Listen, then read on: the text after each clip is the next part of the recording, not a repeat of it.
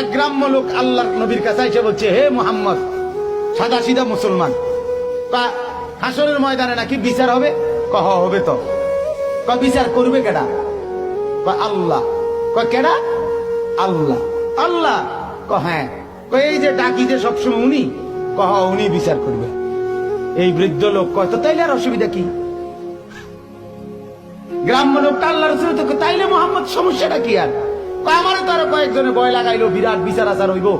আমি আরো চিন্তায় করলাম কেডা না কেডা বিচার নেয়। এখন শুনছি যেহেতু আল্লাহ বিচার করে, উনারে তো আমি চিনি, আমি তো 5 ওয়াক্ত উনারেই চিনি, আমি রুকুতে উনাকেই চিনি, সেজদা করতে উনাকেই চিনি, আল্লাহু আকবার বলতে উনাকেই চিনি, আলহামদুলিল্লাহ পড়তে উনাকেই তো চিনি, সুবহানা রাব্বিয়াল আযীম বলতে উনাকেই তো চিনি, সুবহানা রাব্বিয়াল আলা বলে উনাকেই তো চিনি, প্রতিদিন সেজদা করে উনাকেই তো চিনি। এত চিনি চারে, সে আমারে চিনবে না কেন? সে হিসাব তো সহজেই নিবে। বুঝা?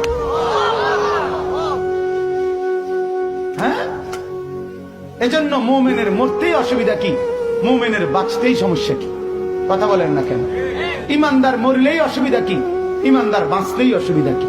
ইমানদারের কোনো অসুবিধা নাই। সমস্যা সুদ করে খেতে মরলে সমস্যা, মাইরা হোটাইলে বোধে কথা কয় না, বাইরে সিধা করে